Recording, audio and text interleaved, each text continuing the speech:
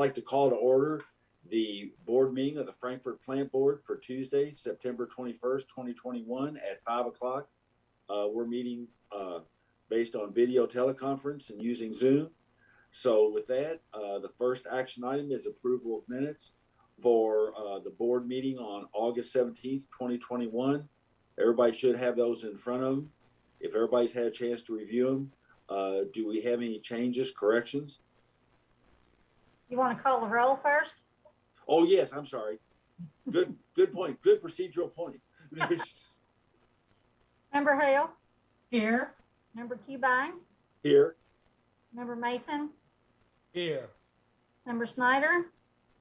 Member Dutton Mitchell? Here. And John will be joining us. He's in transit. So back to item 1.1. Does anybody have a motion on the minutes of August 17th? I'll make a motion to accept the minutes for August 17th board meeting. Do we have a second? Second. We have a motion and second. Any further discussion? If not, all those in favor say aye. Aye. Those opposed, no. Minutes are adopted.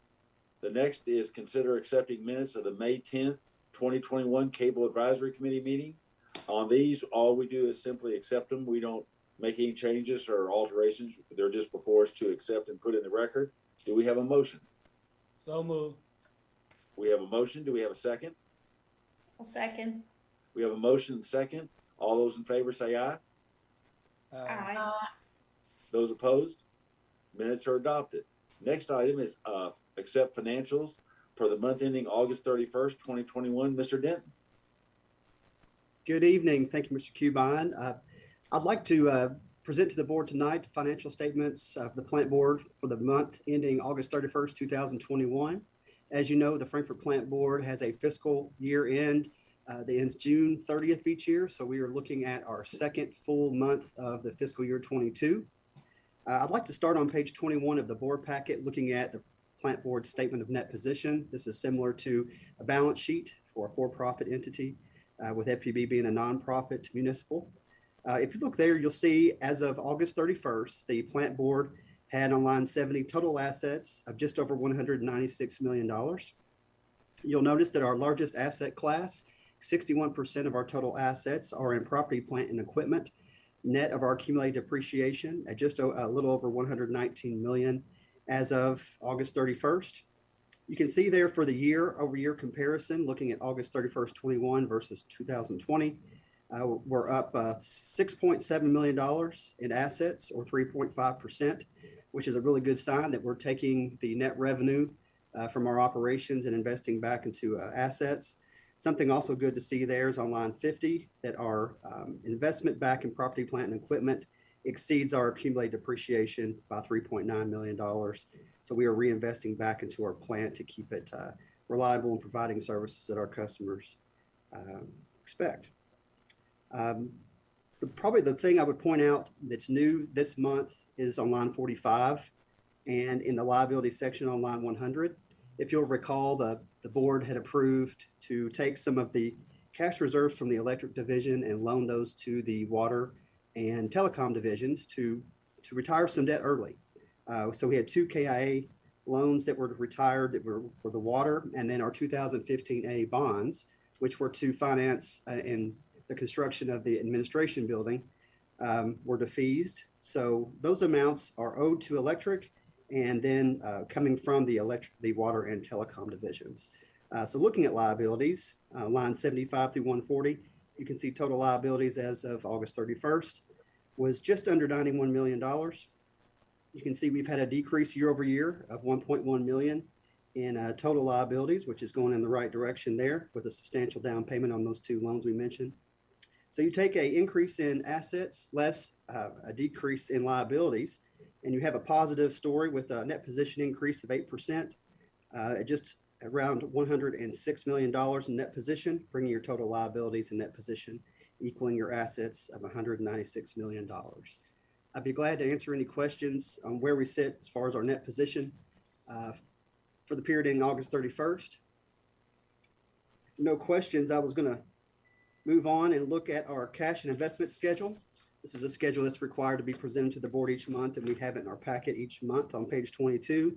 You can see our total restricted and unrestricted cash as of August 31st was just over $16 million, with our restricted and unrestricted investments at just over $14.8 million.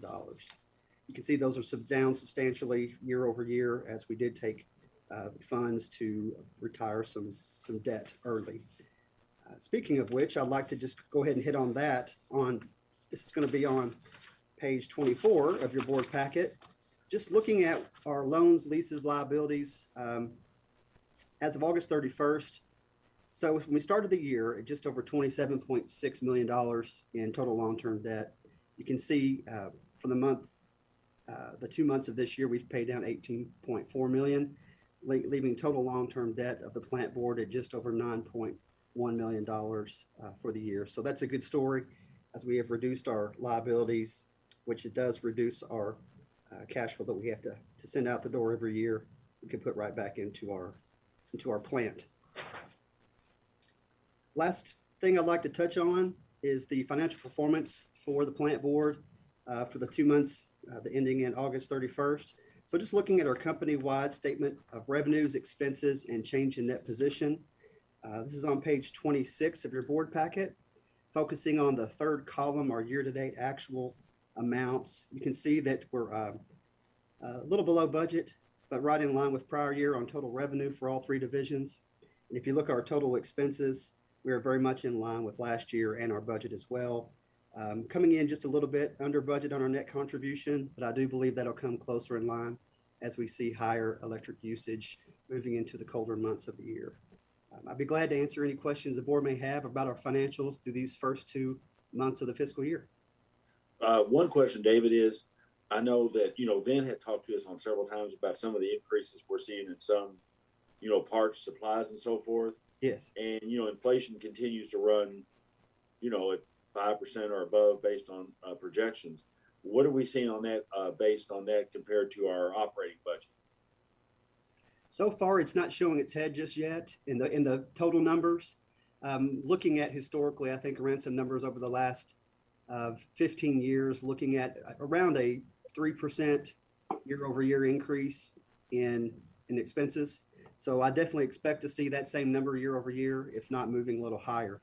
But we have I believe we've accounted for some of those changes in our budgeting process, and I think we're going to be, unless something catastrophic happens, I think we're going to be okay. Okay. One other thing I'd point out, the board might find interesting. I just got off a 2-hour General Assembly Committee hearing on the Pension Oversight Board, and CERS for the next budget process, fiscal year 22-24, actually is showing the CERS non-hazardous rate going down 0.2 of 1 point. Because of investment performance, they were on a 5-year phase-up schedule. So rather than going up, the investment performance was enough that actually for next year, our pension contribution will actually go down 0.2 of 1 point and not go up and actually go down a little bit. Would have gone down a lot more, but except for we were in the middle of that phase-in schedule. So that helps a little bit that we're not going to be looking at an increase. Yes, sir. Let's go in the right direction. Yes. I'll open it up to the other board members. Have any questions?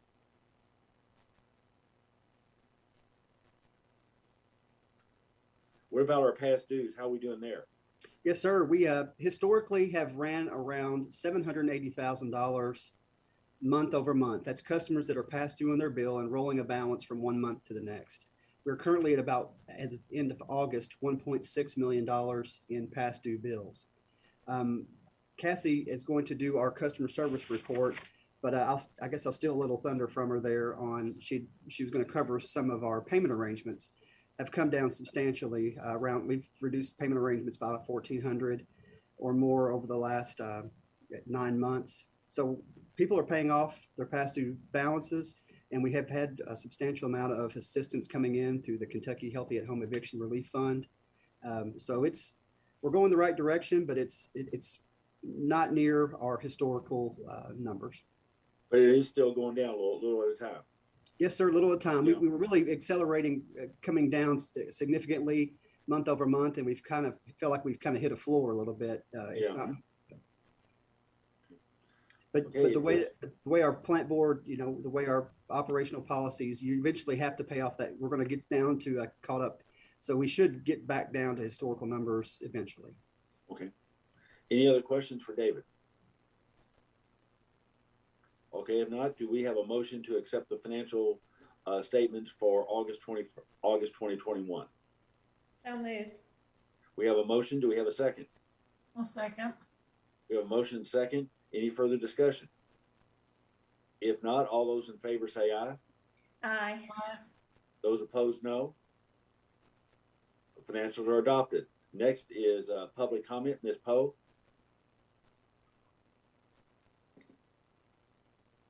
We do not have anybody for public comment.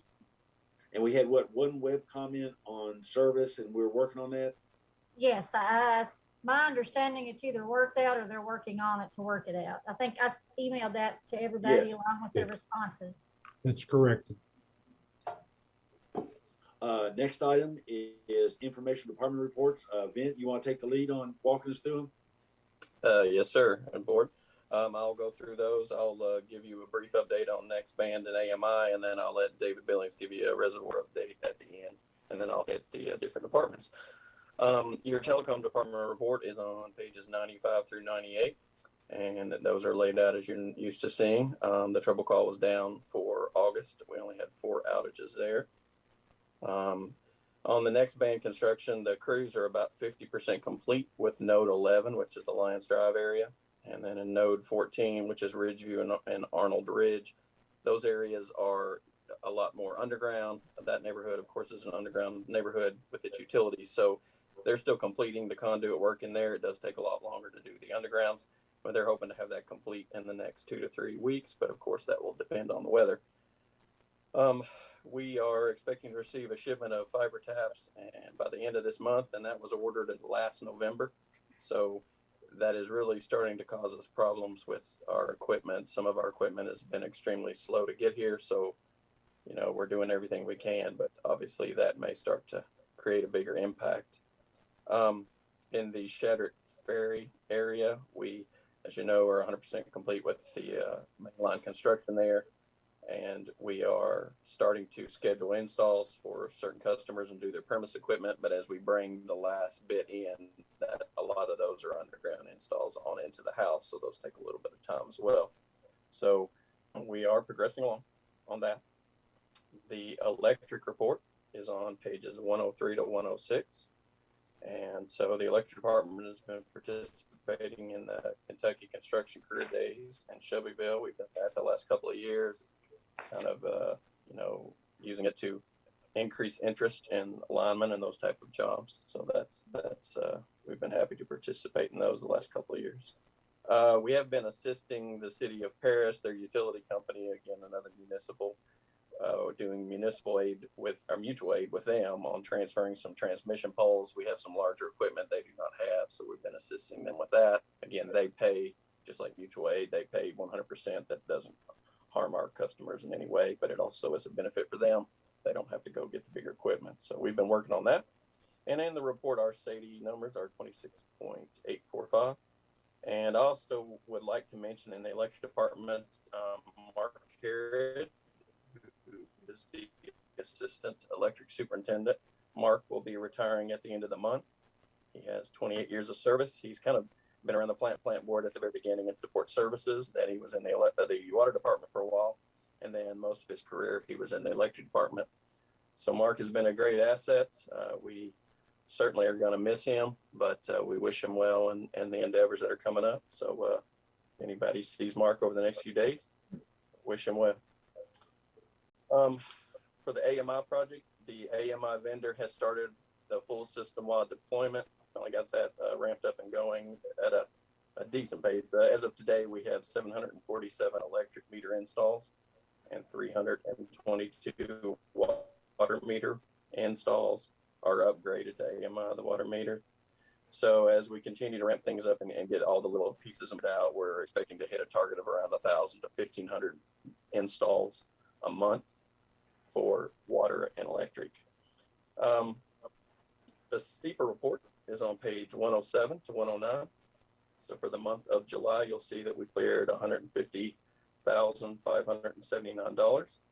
And for the calendar year so far, we are up $918,683. So we usually budget for our 12-year physical cycle. You're thinking that there is a calendar year, but on the fiscal cycle, it's about $829,000 or $830,000 is what we budget as profit that we receive from the SEPA sales.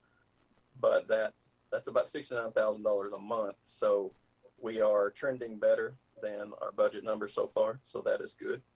And you can see that report there. The water report is on page 113 to 115. And the distribution crews are continuing to help out the water treatment plant with sludge removal at the water treatment plant. And construction crews have begun line replacement projects and Highland Parkway and Felmer Court. And our annual flushing program is 60% complete. Then in the water treatment plant, page 117, we produced 248.659 million gallons in August for an average of 8.02 million gallons a day. And Julie notes that we had 11.12 inches of rain, and with 7.6 inches of that in 3 separate events on 3 separate days. So that is the wettest August on record for Frankfort. So the river flow has been up to 5,323 cubic feet per second. So I'll be happy to answer. Well, I wanted to turn it over to David and let him give you a reservoir report, but after that, I'll be happy to answer any questions, or we can bring Adam or Travis up if you need more information on next band or AMI. So David Billings, if you would, give the reservoir report. Yes, sir. Good evening, board. We had our construction progress meeting earlier in the month. We have received and approved our 4th payment request. That represents about 33% of the total contract amount. Work that you've been seeing going up there consists of the tank core wall. They're about 50% complete with that. Upcoming work will be to finish the core wall and internal piping. The contractor indicates he is on schedule. I'll be happy to answer any questions. So what's the next? What happens, David? Next, I go up there maybe at least once every 3 or 4 days, and the walls. When do they start putting the dome on, or when does that happen? After they get the internal piping and all that done, they'll have the rebar that you see sticking up that gets laid over, and that gets formed into the top. Okay. Is that like the bottom? Does that have to be a continuous flow, or does a continuous pour? I still haven't gotten a straight answer on that. I've heard 2 yeses and 1 I don't think so. So okay. John. Yes, sir. Question. Forgive me. I'm probably forgetting. You see the wall when you go down, the 60 route. Mm-hmm. Is that going to be covered by dirt eventually, like it was? Is it going to slope up to the wall, the dirt? There's going to be a retaining wall, if you'll recall, added on the end around where the cable head end building is. Mm-hmm. And from the top of that retaining wall, that's and right. elsewhere around it, we'll have the dirt back up to, and it's going to be a very similar reveal, or the exposed concrete that you saw on the old tank will be very similar to the reveal on the new tank. Okay, thanks. And then what color is, what was chosen in terms of the color of the concrete or the tank or painting or anything? I think it's called a buff. Okay. I don't have that at my fingertips, but I will get that to the board member. That's all settled, and that's part of, they'll do that, I guess, before they start building the retaining wall or whatever. Well, the color is cast into the block of the retaining wall. Okay. So yes, the texture and the color of the retaining wall, as well as the color of the tank, were both selected and approved by the landscape committee. Okay, good. Any other questions for David? I'm sorry. I was going to say, Mr. Chairman, if there weren't any more questions, just a reminder that Cassie will do the customer service report next. Okay. Hi, Hi there. Good evening, members of the board. I'll be brief. David, I think, hit on some of it. The regular customer service reports are on pages 99 to 102. And then just some quick highlights. Our holds have gone down from a high of over 2,000 to about 700. So that's great progress. Kentucky Housing's Healthy at Home program is still submitting funds to us. We've assisted 267 customers through that program with them. For a little over $430,000 that we've received towards accounts through that program.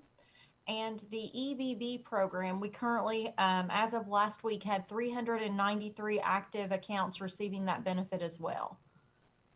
We also have a retirement that I did want to pass along to the board. Debbie Fowler is one of our cashiers, and she's been with the plant board right at 13 years, and she'll be retiring the end of September as well. So we wish her well in her endeavors. She's going to go someplace warm, we think. Is So that right? I'd be happy to answer any questions you all might have. Any questions for Cassie? Okay. Thank you. Thank you. I just wanted to mention two things real quick. One, last Saturday, my lights flickered a second, but my neighbor across the street, they went out and they called it in, and they were probably here. The crew was probably here in 15 minutes to check it. And then the next day, another truck was out in front of their yard, and a squirrel, and I actually went over and saw our guy, and the squirrel had eaten through the cable, and he was bringing the cable up from there and showed me where they'd eaten through it. So both times, same neighbor had electric one day, cable the next day, and both times our crews were there really fast and took care of it. And it's a retired couple, and they were really pleased. So our people really did a nice job. Thank you, Mr. Chairman. They do work really hard. I would like to comment that seems to be squirrels. I think they get together and they'll hammer on the same customer. We're starting to believe that's true. So, but anyway, I do appreciate that. We'll pass it on to the crews that they did a great job there. Yeah, because I asked the guy, I said, what was wrong with their cable? He held it up, he said, squirrel, and showed me the cable. So but they were good and they were fast, and I know my neighbors really appreciated it. I mean, this was a weekend, they were good. So anybody have any questions on any of the reports? Okay. Next action item is item 5.1. Consider award. Just one sec. I was slow in getting Sure. off mute here. And this, I guess, was maybe more a question for Kathy and Lindsay. Are we still doing the PR for the EBB that we've been doing? I know I've seen it, but I haven't seen it in a while. Because to me, the 393 active EBB is so much less than what the potential is. Mm-hmm. So.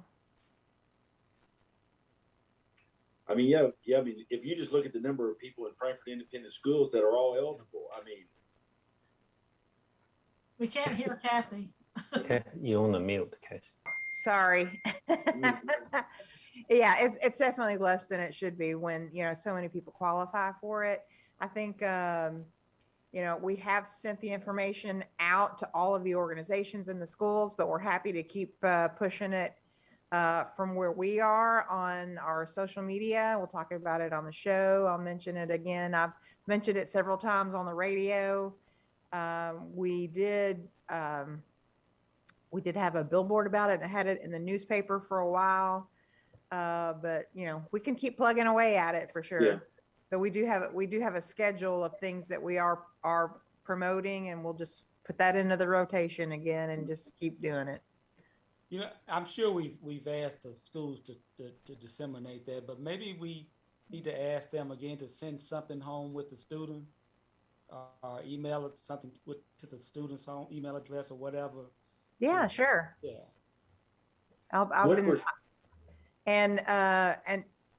What I also have done, and then we'll do again, is rather than just sending it to the superintendents, I'll make sure to send it to all the school principals and the resource center contacts so that they have it as well, because those are the people who really have the face-to-face contact with probably those most in need of this service. So we'll make sure they get that information as well. Thanks, Kathy. You're welcome. Okay. Item 5.1, consider award of bid invitation number 1724 for a relay enclosure and battery enclosure to Electrical Power Products, Inc. in the amount of $82,892. Travis. Yes, sir. Good evening, members of the board. Staff prepared an invitation for a relay and battery enclosure. This bid was publicly advertised and distributed to potential vendors. In total, 5 bid responses were received, of which 3 were partial bids and 2 were full bids. Of all the bids received, Electrical Power Products proposed the lowest price for both the enclosure and the relay panel while meeting acceptable lead times. Following the review of bids, staff recommends awarding to Electrical Power Products in the amount of $82,892 with a delivery of 14 to 15 weeks. This is for one of our budgeted substation projects this year. Is that about the timeline, Travis, that we thought it would take to get the equipment? Yeah, it seems pretty reasonable. I don't think there's anything too inflated here, especially compared to what we've seen on a lot of other products. Both price and lead time seem fairly reasonable here. Yeah. Okay. Any questions for Travis? Yeah, John, yeah. I don't know what the cliche is. You don't want to look a gift horse in the mouth or whatever that is. But why is there any reason why the bid, the electrical powers bid is less in the battery enclosure equipment? I mean, 36,000 versus the others, which are above 80. I was just curious as if, Yeah, we dug into that quite a bit and kind of went through. They spec'd out all the pieces on their battery enclosure. Everything looked correct. The 36,000 actually feels more reasonable to me. I think the other bidders were just high, personally. But we thought the same thing as well. They were much cheaper than the second lowest. But everything in their bid appears to be in order. I think that price they submitted is more in line with what it should have been. I think the other ones were high. I'm not questioning it. Okay. If there are any other questions, do we have a motion on item 5.1? So moved. Do we have a second? Second. We have a motion and a second. Any further discussion? Seeing none, all those in favor say aye. Aye. Those opposed? Contracts awarded. Thanks, Travis. Thank you. Next one is item 5.2. Consider award of bid invitation number 1726 for 69 kV circuit breakers to GE Grid Solutions LLC in the amount of $70,650. Travis. Yes, sir. This was another bid for substation equipment. We prepared a bid for 2 substation class 69 kV breakers and sent it to potential vendors. 2 responses were received. GE Grid Solutions presented both the lowest unit price and expected lead time while meeting the specifications. After reviewing the bids, staff recommends award to GE Grid Solutions in the amount of $70,650 with the delivery of 18 to 22 weeks. Again, these are for our budgeted substation projects, one for the T23 replacement and also for the replacement of T54 projects. Happy to answer any questions. The price on this one was really good. I think this is what we probably paid about 6-7 years ago. $35,000 per breaker is about what we've been paying for a long time. So nothing really unusual there. I notice this one's almost a 22-week lead time. Yeah, that's a little longer than usual, but manageable within the overall project scope. We should be fine there. Okay. Any questions for Travis? If not, do we have a motion? So moved. Okay, we have a motion. Do we have a second? Second. We have a motion and second. Any further discussion? If not, all those in favor say aye. Aye. Those opposed? Motion's approved. Contracts awarded. Item 5.3. Consider award of bid invitation number 1729, price contract for bulk fuel delivery to Robinson Oil Company, Inc. Leanne? Good evening. Frankfurt Plant Board purchases bulk fuel for our fleet, the power operated equipment, and the standby generators. Fuel pricing is based on the terminal price. The applicable taxes and the vendor's markup are add-on per gallon. The terminal price is what the vendor pays when they fill up their truck. The pricing varies day to day based on the fuel market. And FPB pays Kentucky road tax, but is exempt from the federal motor fuel excise tax. Vendors bid with the understanding that we are locking in their add-on price per gallon for the duration of the contract and not for a guaranteed quantity of fuel. The estimated gallons of fuel on the bid were based on what was purchased the last fiscal year. And the contract would be effective October 1st, 2021 through June 30th, 2023, and is renewable for 3 12-month periods. The invitation was sent to 4 vendors and we received 2 responses. After evaluating the bids, staff recommends awarding to Robinson Oil as they're the low bidder. Their add-on price is 4 cents per gallon on regular unleaded fuel and diesel, and 10 cents per gallon for their off-road diesel. Is that about what the only variable here then, Leanne, is whatever they're being charged when they fill up their tanks, right? Their trucks? That's correct. Okay. Do we have any questions for Leanne? Is that the fuel tax or road tax? Is that the motor fuels tax, or is that the truck tax, the transportation? It's the road tax. Okay, but what's that based on? Is that price per gallon? Yes. Okay. Steve has shown his roots here on this one, his heritage on being the lead person on the road fund for the General Assembly. Yeah.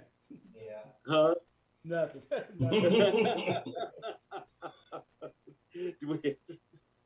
The other question though, John, on that, am I correct? Is this price is locked in for 2 years?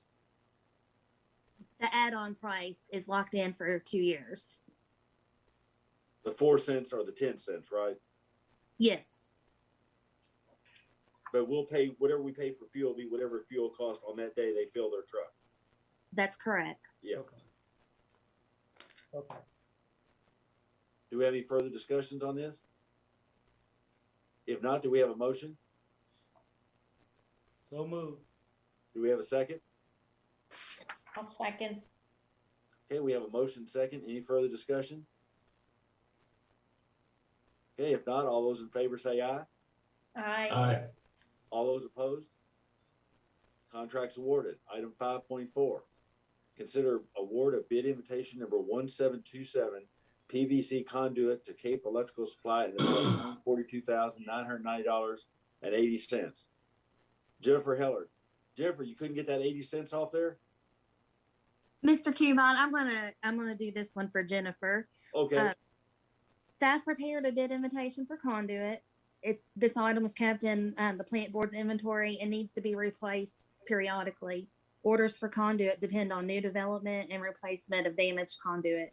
The invitation was sent to 11 vendors and 4 responses were received. After evaluating the bid, staff recommends awarding to Cape Electrical Supply as they were the best bid meeting specifications. The quantity of conduit requested on this bid will be used for the 2nd Street Tiger project.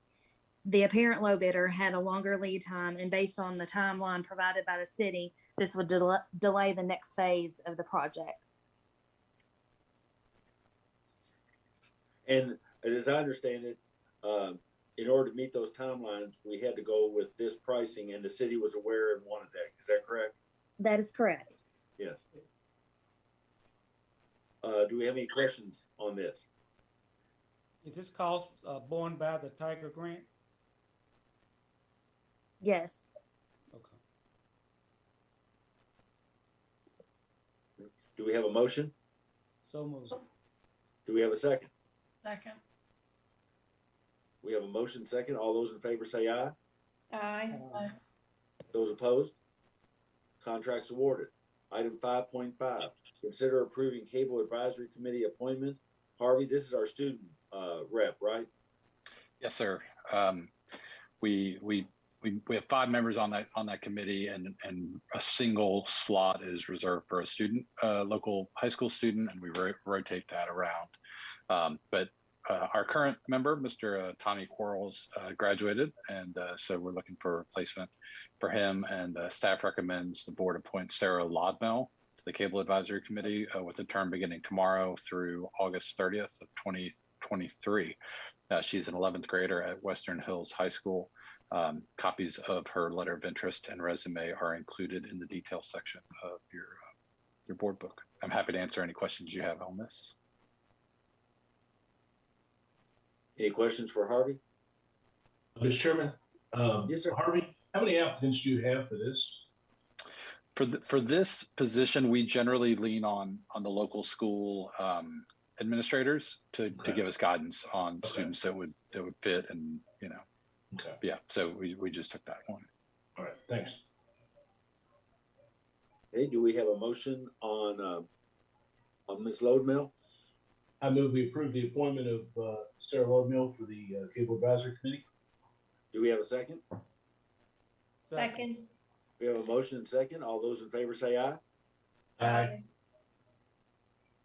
All those opposed, no. Okay, Ms. Lodmell is appointed to the Cable Advisory Committee. Next, item 5.6, Harvey, consider approving agreement with Minerva Networks for app-based video streaming service. Thank you, sir. Staff recommends approving the Minerva Networks Your TV Now agreement. Staff sent out an RFP seeking proposals for this app-based video streaming service on August 19th. We had 5 companies respond. A team of 5 staff members scored each of the company's proposals based on the RFP's criteria. And upon review, staff recommends that Minerva Networks be the company to provide FPB with the app-based video streaming service. They've been in the video platform business for nearly 30 years. They have over 300 deployments serving more than 6 million subscribers.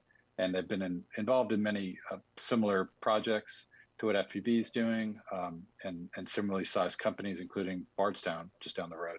The approval will allow staff to complete the process of deploying Nextband Stream, which will be FPB's app-based video offering. The Assistant GM for Administration has reviewed the agreement and it meets with his approval. I'd be happy to answer any questions on this item. Were there any pricing issues on this compared to the previous contract, or was this? It was pretty similar. I mean, the previous contract with Moby was pretty aggressive in their pricing. I think part of why they ended up in bankruptcy.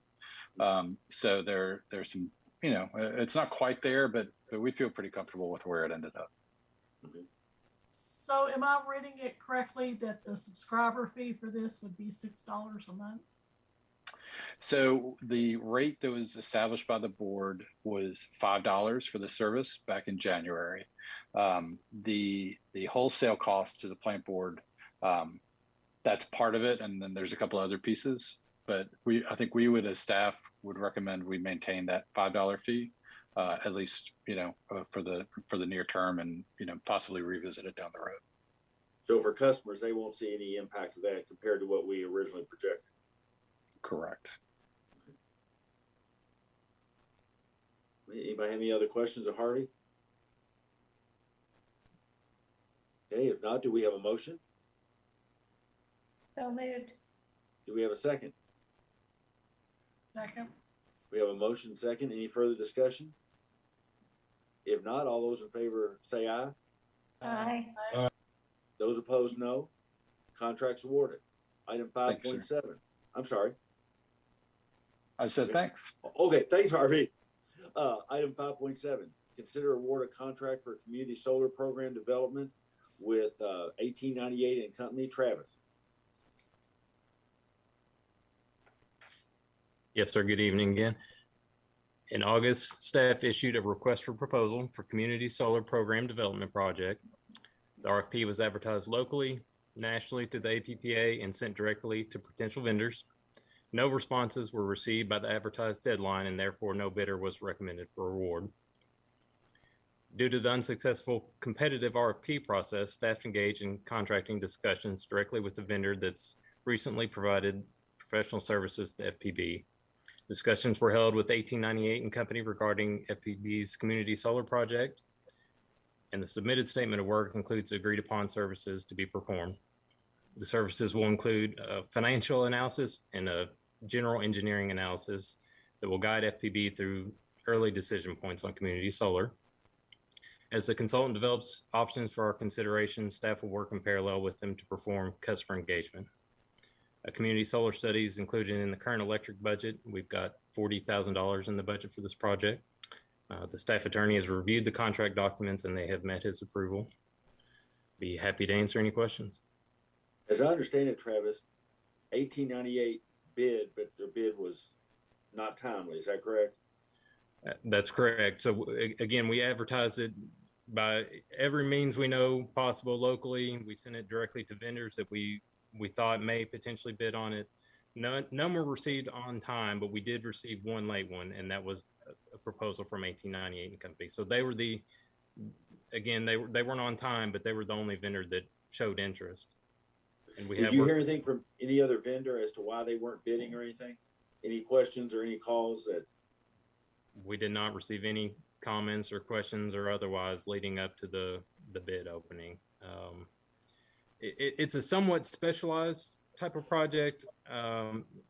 You know, a lot of these vendors have a lot of work. We're seeing that on other projects, trying to get contractors in. We're getting a lot of responses that, hey, sorry, we're just too busy right now. I think it's maybe a sign of a good economy or a sign of, you know, kind of the somewhat specialized nature of the project, being not just a solar project, but a community solar and a utility owned project. So I think, you know, a lot of factors probably went into that as to why we had low response. But again, I think we tried to cast a wide net with this one. This is the only firm that showed interest.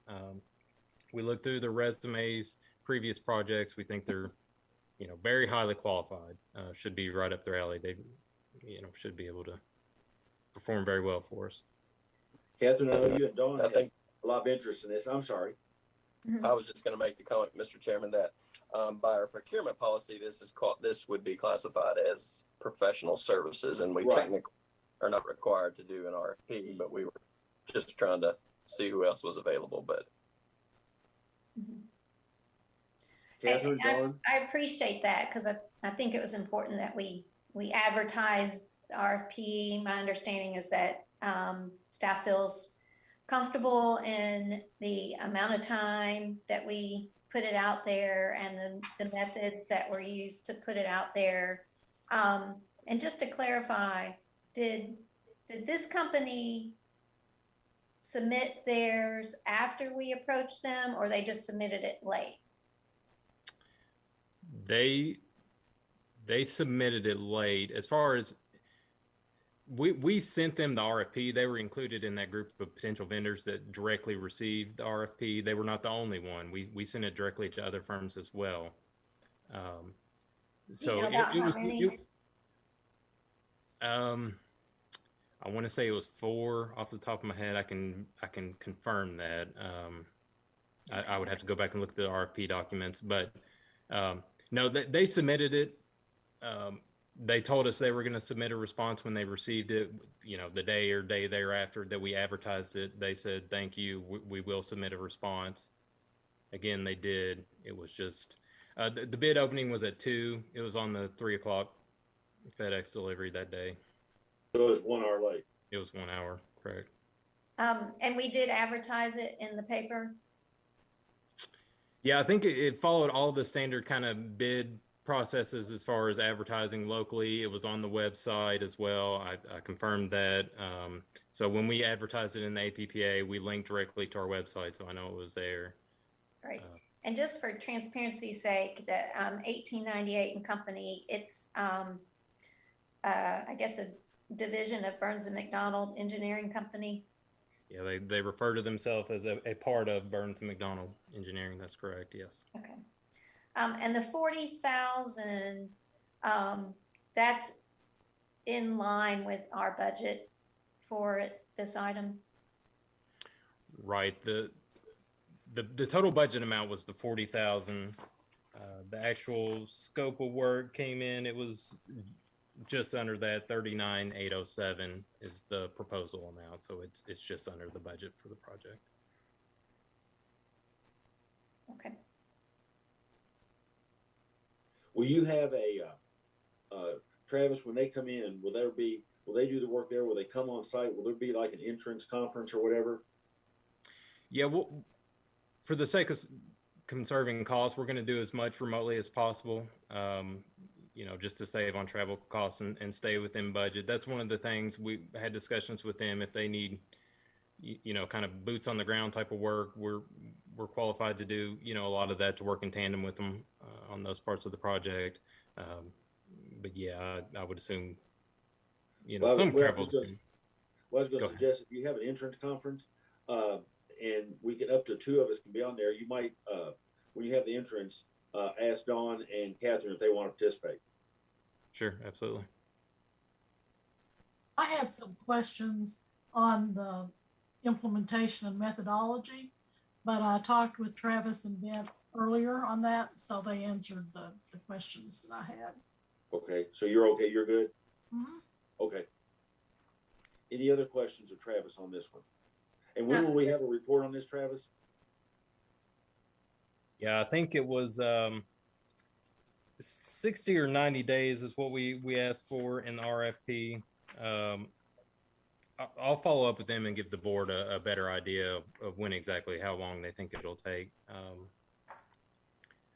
Again, sooner is better, so we can kind of move on to the next phases. Right. And I think they're ready to begin right away based on my conversation with them.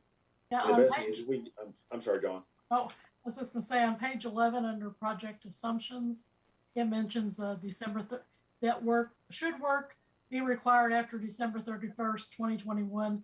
Costs are subject to change accordingly. So I would assume by that they plan on being pretty much wrapped up by then. Yeah, it may have been 90 days. I think we asked for 60 to 90 days, is somewhere in that range is what I recall from the RFP. So yes, I would assume so. I don't imagine us going past that. And that way, that time frame would be good, because then if there's something we need to consider in the next budget process, we'll have this report in plenty of time to look at. Yeah, I would be very surprised if we go beyond, when we're doing those budget discussions in the spring. Okay. I can't imagine that happening. Okay. So with that, if there's no further questions, do we have a motion on item 5.7? So moved. We have a motion. Do we have a second? I'll second. We have a motion second. Seeing no further discussion, all those in favor say aye. Aye. Those opposed? Then contracts approved. Thank you. Item 5.8, consider approval of an amendment to the Bluegrass Community Action Agreement. Travis? Thank you, Mr. Chairman. Last month, the board approved an agreement with Bluegrass Community Action to perform energy audits. Bluegrass has asked for a small amendment to the contract to specify their administrative fee. Staff asked the board to approve the amended scope of work to reflect that Bluegrass's 5% administrative fee is inclusive of the total contract amount of $40,000 and a per customer limit of $2,000. So if we go back to the original contract that was approved last month, the $40,000 total budget and the $2,000 per customer were both in the original contract. What they asked to clarify here is that 5% administrative fee. I think they had originally asked for 10%. We asked if they could do 5% on the administrative costs. They agreed to that. They just asked, again, that it be clarified in the contract. So this doesn't change the scope of work or the budget amount. It just kind of clarifies that portion of it. And 5%, just from my experience in state government, I know Steve's seen them too, and John, 5% for admin costs is pretty low on these types of contracts. So does anybody have any questions of Travis?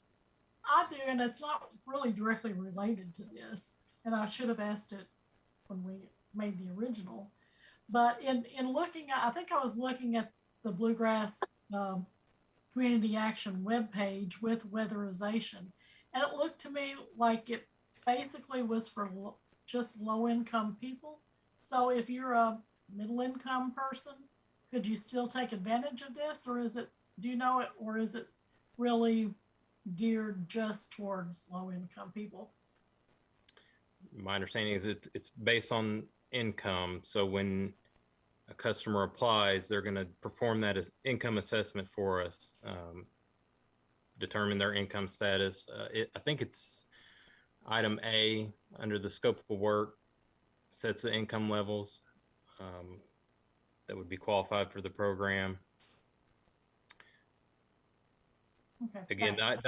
the idea here was to be able to provide, basic weatherization services to the people that really kind of needed it the most. So your weather stripping, insulation, that kind of stuff. And I assume Community Action is using their normal income guidelines that they use for home repair, weatherization, and so forth. That's correct. Yes, when we were working on this contract, we asked for their guidance on that. They said this is kind of the standard they use.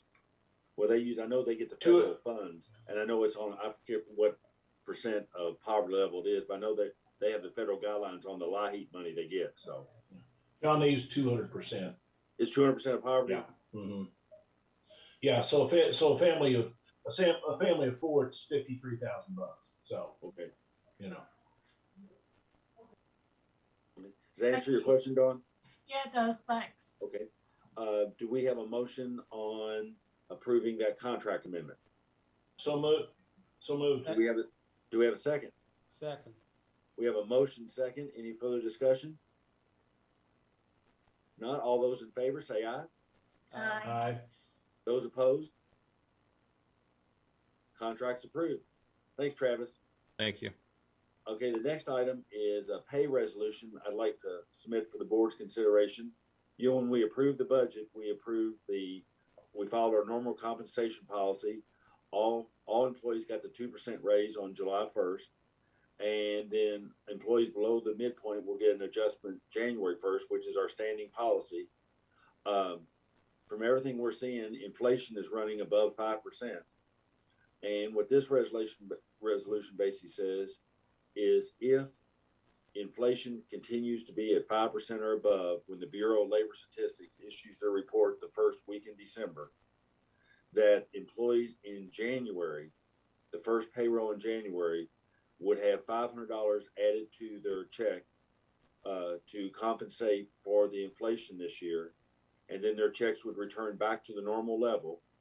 And that David Denton has looked at this, and because we're running under payroll, this doesn't require any additional money in payroll, and it's not in the base. So it doesn't have any impact on our fiscal year 22-23 budget in terms of carrying a higher payroll base in. It's a one-time payroll adjustment to recognize the cost of inflation. And I just open it up for any discussion. There was some discussion, well, not discussion. I was curious about the gross up issue. So would they be getting the actual $500 in their paycheck, or would they be getting the $500 less all of the different taxes? David, how did you calculate the payment and the cost? Yes, sir. Typically, when you said you're going to give employees an amount, it would be added to their gross payroll, and then whatever the taxes flush out to be after taxes is what it is. We've calculated two ways. If you were to do just $500 gross additional to each employee, we have 207 full-time employees. That would be around $141,000. If you said we want every employee to have $500 net after payroll taxes and their KPPA contribution and local taxes, you're looking about another $40,000, should be around $182,000. So and those local, that cost out of the check would be what? Federal tax, state tax, occupational tax, Social Security, and like you said, CERS contribution. Yes, sir. All those things would increasing what FPB would be paying to give a net increase in their pay of $500.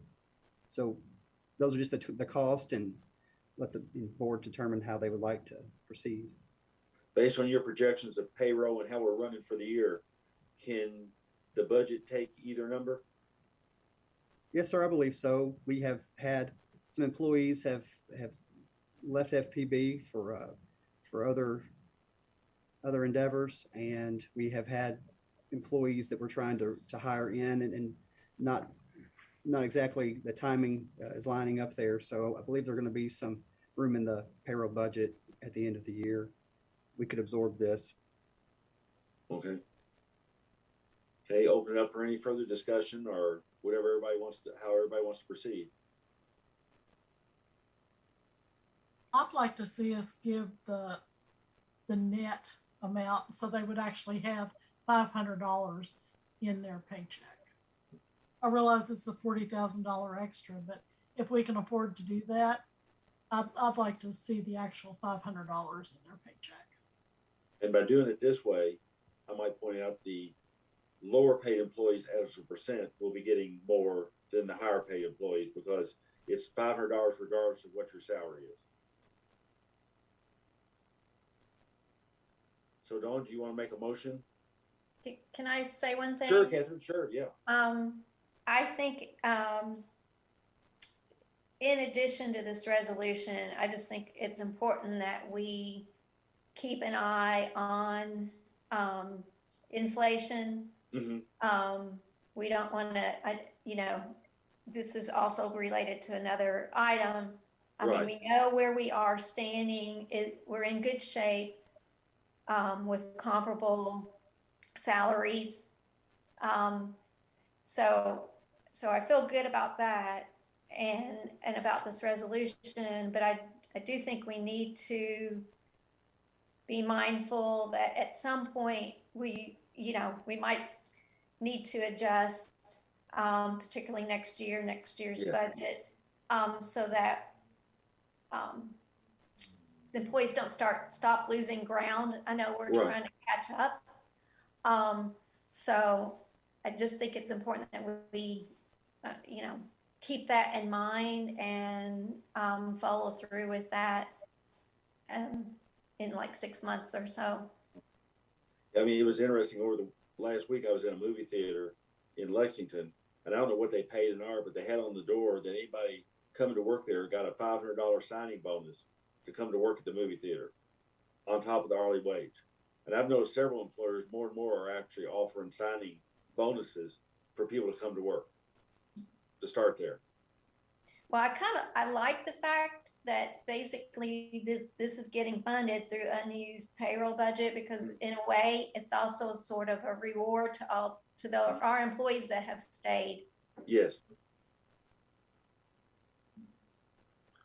Is there any other discussion or comment on it?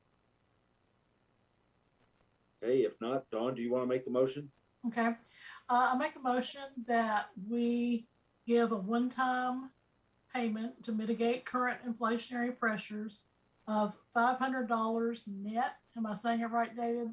To be added to people's paychecks if the inflation rate is 5% or greater in December of 2021. Okay, do we have a second? I'll second. Okay, we have a motion and a second. Any further discussion? Mr. Chairman, I have a question. Yes, Dawn's motion, she said in December of 2021. I want to make sure it's clear. This $500 net is going to be added to the January 13th, 2022 paycheck, essentially. Yes. And the decision whether to give it triggers off the Bureau of Labor Statistics report the first week of December. Would it be in order to maybe modify Dawn's amendment and maybe just amend this existing resolution we have in front of us? Sure. If you'd want to, if I don't know, she would need to withdraw her motion or what she would need to do. But isn't the resolution doesn't specify that it's net? Well, my suggestion is to amend this resolution we have in front of us, so that it does apply to the net. Okay. Since we've got that language in front of us, I would feel better working off the language we've already got that has kind of already been vetted. Okay. What about we, Mr. Schneider, what about we take the paragraph number 1 there, resolution, and say the third line down, say authorizes an additional $500 I would say in net income. In net income. Okay, I'll add that in, and it'll be ready for signature for the board after that. Yes, sir. So if it's okay, then if that could be the motion to specify that $500 is in net income. Net income is the wording the board would like. Okay, yes, sir. And it'd be payable in January. January 13th, yes, that's already in the resolution. Yes. Okay. I'm Sorry. fine with that. Yeah. So we have a motion, we have a second from John Yes. as modified. Yes. Is that correct, John, the way Yes. you stated? Yes, sir. So what we have in front of us is item 5.9, motion and seconded and as amended by John Snyder's just now. So all those in favor say aye. Aye. Aye. Those opposed? No opposition. It's approved. Thank you all.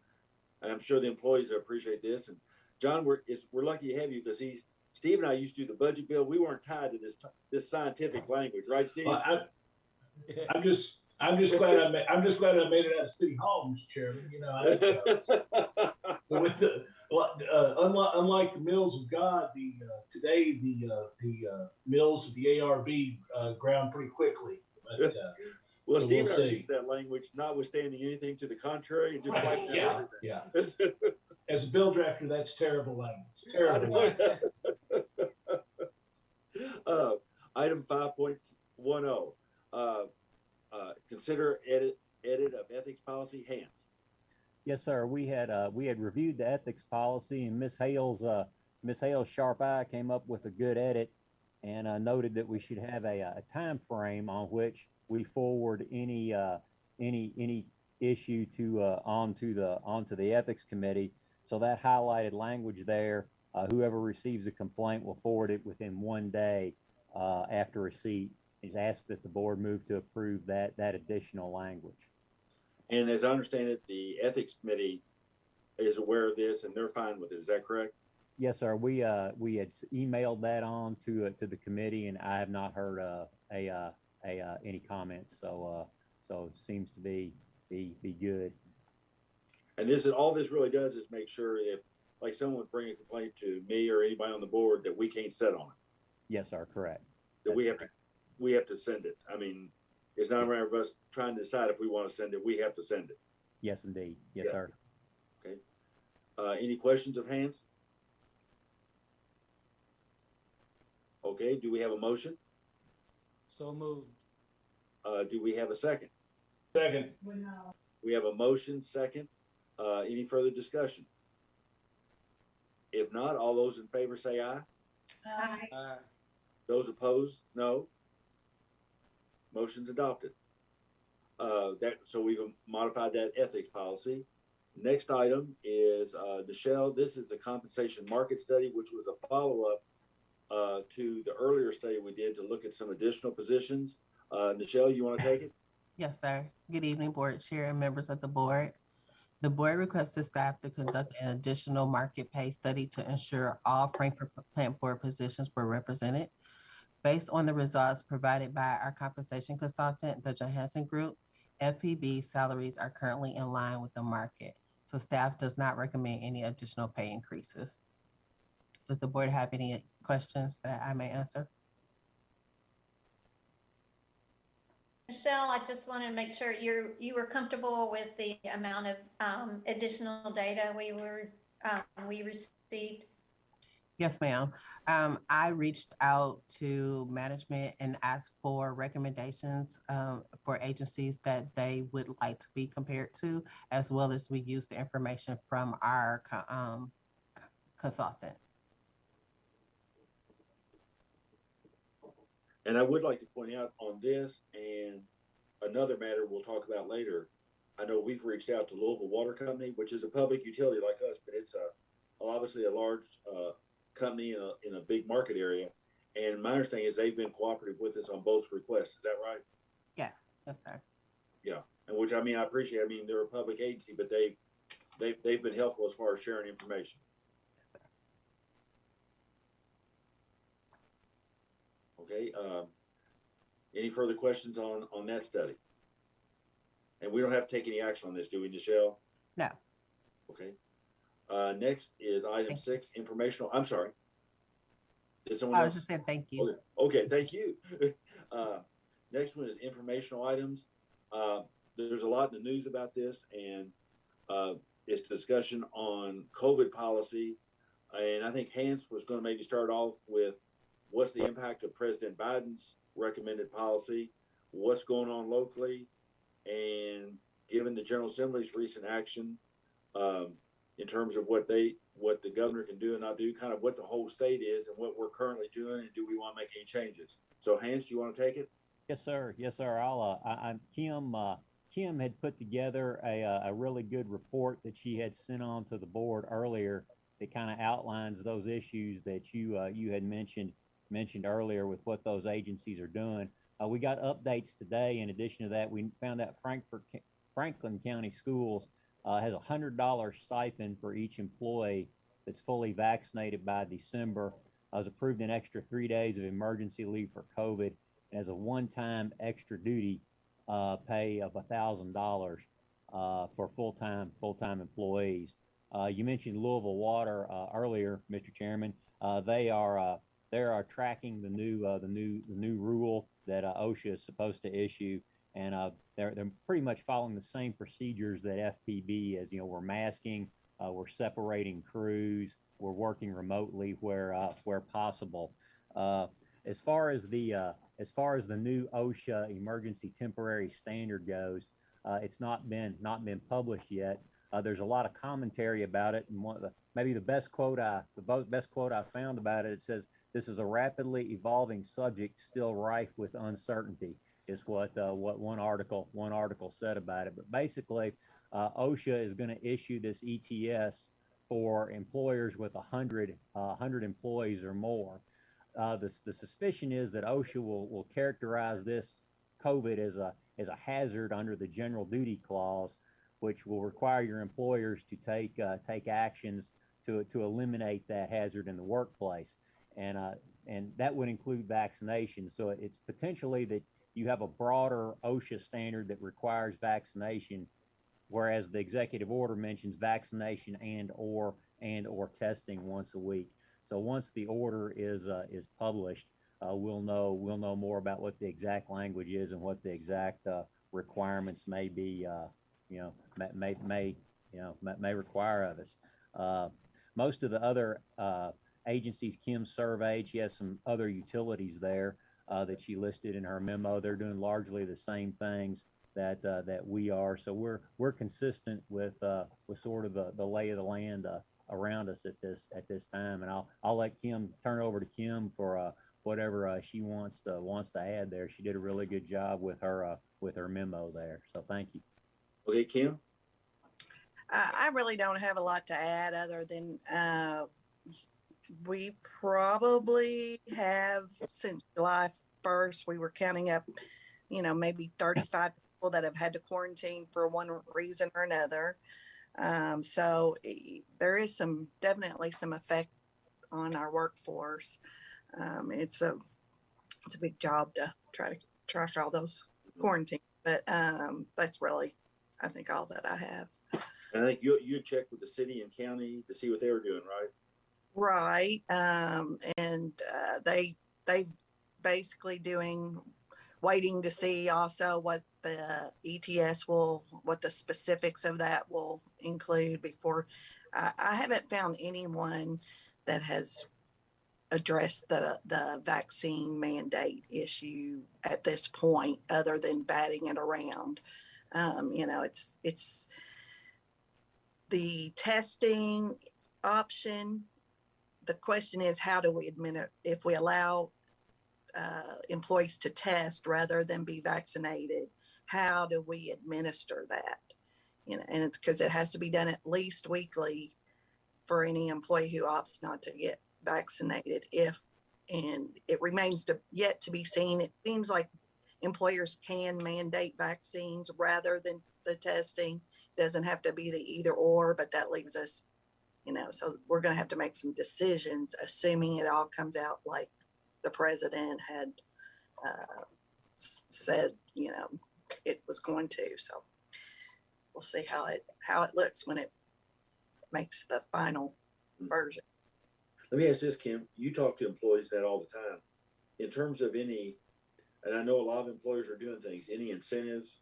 I mean, I've heard it, and it's, I've heard it from punitive to positive. I mean, I think some employers are like maybe giving an extra personal day. If you already got the shot, anybody who gets the shot gets a day. some, like you said, some are given the stipend if someone gets a shot.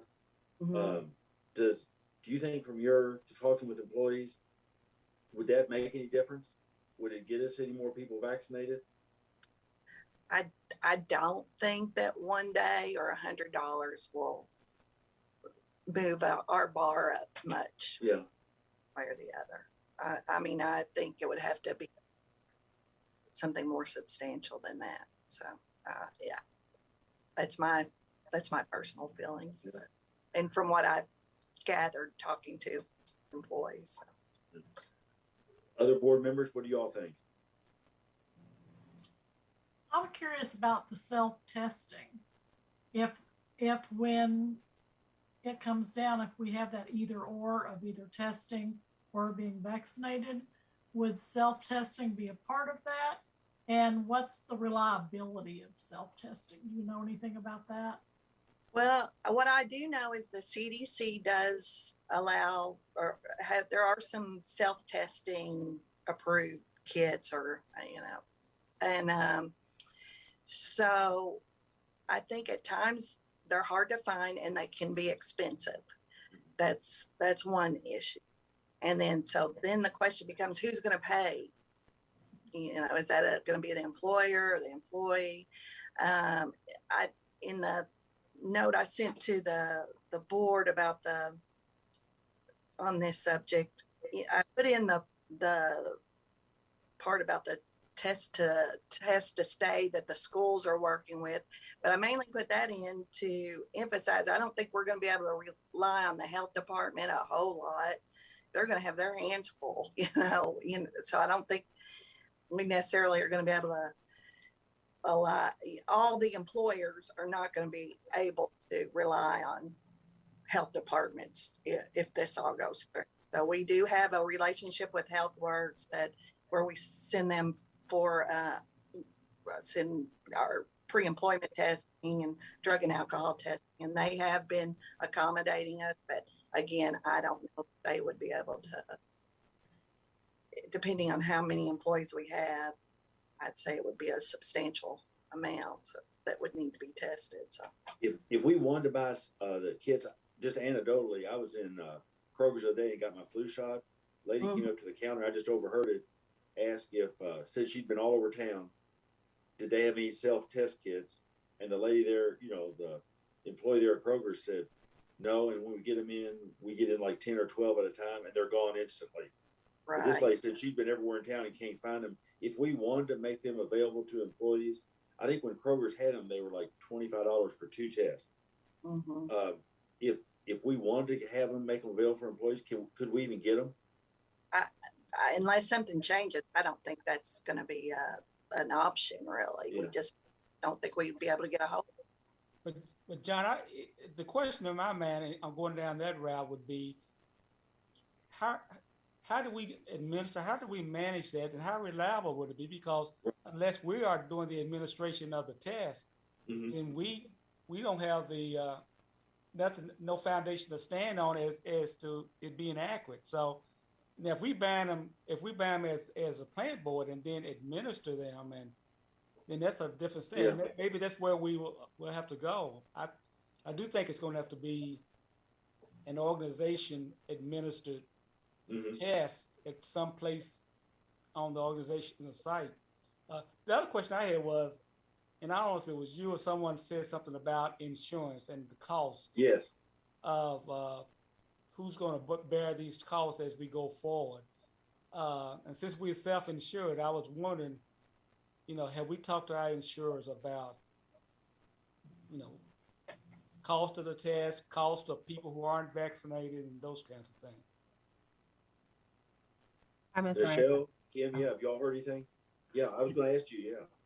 No, we haven't inquired right now. We are paying for the test. Tests are free, as it is still part of our government. Our governor has mandated that we're still in a pandemic. So currently right now we are still paying for the test, as well as if we send them to HealthWorks. As far as the cost to our plan, I don't have any figures. However, the vaccination is free. where if an individual has to go to the emergency room, or if you have an individual that is not vaccinated and then their whole entire family becomes positive and they're on our plan and they have to go to the hospital, I mean, that right there is just clearly is going to be an increased cost. So. Well, I saw a brief news story the other day on one of the network news that some commercial plans, not us because we're self-insured, but some commercial plans were taking the position that if you're not vaccinated and you get COVID, they weren't going to pay the claims, which is pretty harsh. I mean, early on, I surveyed some other agencies. We're part of CAFRA, the Kentucky Public Human Resource Association, and no one was taking that stance. And I did that survey. I think it may have been maybe a month to 2 months ago, but nobody right now was willing to take that stance of not paying for services related to COVID. Yeah, they said commercial carriers, but they didn't mention which one. So I don't know how widespread it is, but it's again, like you said, they're looking at the bottom line and they're not wanting to pay in some cases, apparently. Yeah. So, does anybody on the board feel like at this point, I mean, I don't guess, Hans, we have any idea when CDC will issue, I assume it'll be emergency rulemaking. They won't go through the normal comment period because that would take months. They said that the rule will be published in the Federal Register, but they don't know when it's going to be, when it's going to be done, weeks, months. So it's just speculation about when they will issue the rule. And our assumption is based on the president's order that if it applied to federal government and federal contractors, that because of the Tiger Grant and EBB, that would pick us up, right? Potentially, yes, sir. Yes, sir. That's correct. Well, and the fact that we have over 100 employees. Right. Yes. They think that the OSHA standard will be broader than the 100 number because it will be a recognized workplace hazard, and that will require employers to take reasonable means to eliminate that hazard, of which vaccination is a pretty easy way to eliminate the hazard. But of course, until they publish the rule, you won't know exactly what it says, which that always helps to know the language they're using. So I guess unless someone has a specific proposal to put forward, that our plan would be that if a CDC issues the rule, depending on what the effective date is and how long it takes you all to analyze it, that if we need to have a special meeting, we would, in order to adopt whatever policies, or we may not have to have a special meeting if we have enough lead time, depending on what the proposed rulemaking is. Is that correct, Hans? That sounds reasonable because nobody knows exactly when the rule will issue. So it's you don't know what the timetable will be. Kim, when do you retire? I'm hoping they're dragging their feet on the rule a little bit.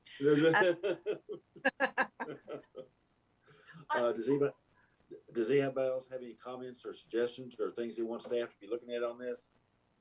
I have a question. Oh, go ahead, Don. Catherine? Oh, I'm sorry. Go ahead, Catherine. Oh, I was going to ask if there's a way to track the COVID-related healthcare under our plan. When you say track, do you mean how many cases we have had or how many claims that are, what do you mean? Claims. Okay, how many claims we have related to COVID? I can reach out to MedBen and see if I can get a number for that. Is there a DRG code for that, or is it just if somebody went in, would it be just like upper respiratory, or would it actually be coded as? I know, like on death certificates, they code them COVID. Are they coding medical claims COVID, or just coding whatever the underlying, the type of condition, like respiratory or whatever? I honestly don't know. I do also remember doing the mid-year review. They did have some numbers that was located in that information. So I'll check back to see what that information is and see if anything has changed. Of course, that was prior to the meeting. But as far as how it's coded, I honestly don't know. But I can find out. So we may be able to catch some that, and most of the things would say COVID-related pneumonia, COVID-related, I know. So I'm sure it's probably coded a certain way because I'm sure just for statistical purposes, they would want to track that anyway. So I'll check with MedBen to see what I can find out. And I would be interested in that, and also the cost of testing. Okay. Because I think one approach, it goes back to educating people, you know, what is the ramifications of certain decisions, and how does it affect to you potentially, you know, the company, our healthcare plan costs, where premiums go up, all that. I think that's important for people to help them analyze the questions they have to answer when they're making decisions about vaccine or no. Because it really is a multifaceted thing on us. I mean, it's our employees, it's their families, it's our customers, and ultimately, it does become a cost issue in terms of absenteeism, healthcare costs, and everything else. So, I mean, there's a lot of impact on what's going on here. So, Dawn, did you have anything you wanted to bring up? Yeah, it was just, and I know it was in the email that Kim sent out, but it's just, are we keeping track at all of how many employees have been vaccinated? So we know how many we're dealing with if we are going to have to look at weekly testing, because I would think that would make a difference both with cost and with how we go about testing. So far, we have not officially asked. I know Nichelle and HR had at one point surveyed employees about who was interested in getting the vaccine as it was becoming available. And we have that number, the responses for that, but we have never asked our employees for any kind of, we've never surveyed them or asked them for any kind of vaccination cards or anything like that so far. So, and I can see in a way that sort of an invasion of privacy, maybe, or you know, but at the same time, it would give us a little bit better feel of.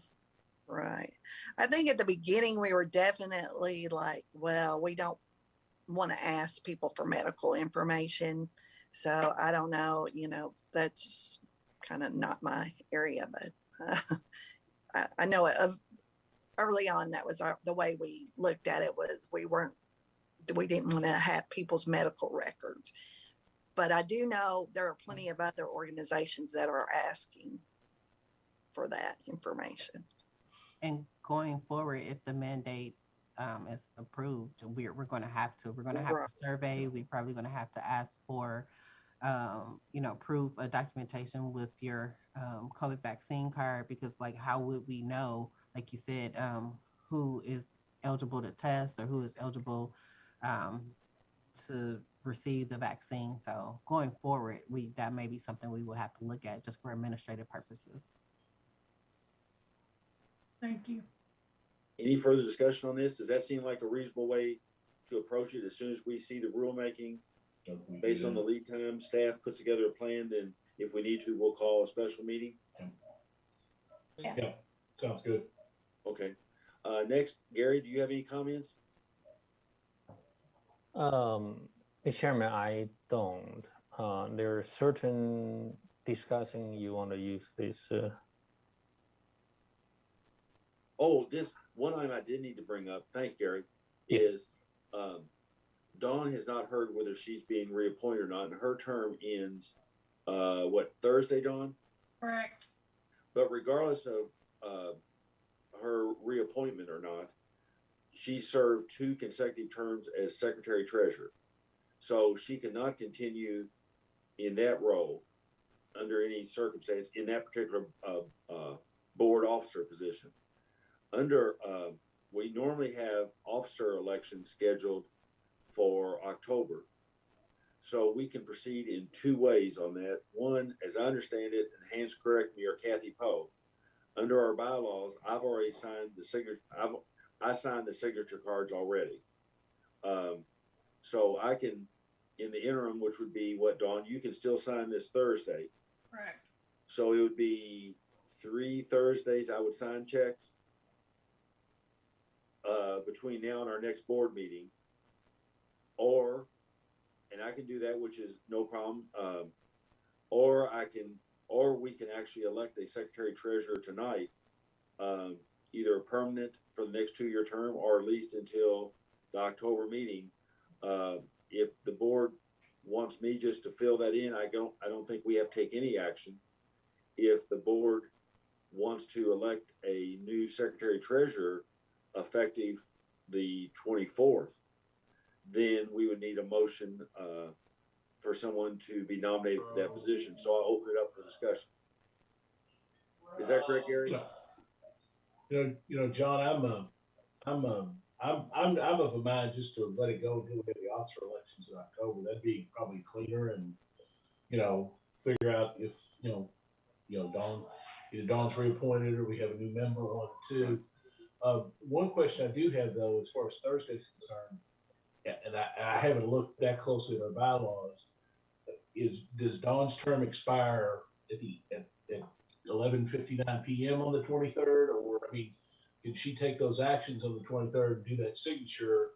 And I just don't know if that's in the bylaws and all, but being on the last day of her term, I didn't know if there was any question about whether she had any authority or what. No, I'm just asking. Hans, have you got any thoughts on that? If it runs to the 23rd, I would go back and look at the bylaws and such. But if it's the 23rd, I would say you have until. I would say it would be all day. Yes, sir. That was my thought. Okay. That was my thought. I just want to make sure there wasn't something weird in the bylaws that it said something different. Yes, sir. I don't believe so, but I'll double check. And that way it gives everybody in the meantime, for all the officer positions, if anybody wants to start forming political action committees, buying TV ads, you can get a hold of Kathy Lindsay if you want to start running ads on Cable 10 and billboards, pamphlets, some mailing, some surveys. Yeah. My ad will be to not become secretary treasurer. I think yard signs would be good too. Yeah. Throw them in there, Yeah. Some T-shirts. Yeah. A couple fundraisers. Yeah, that'd be good. I'll volunteer to make the T-shirts.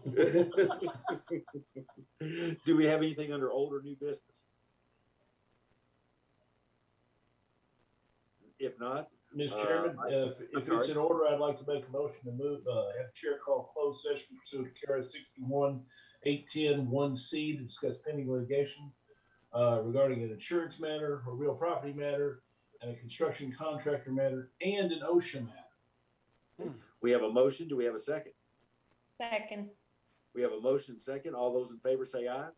Aye. Aye. Those opposed? We're going into closed session.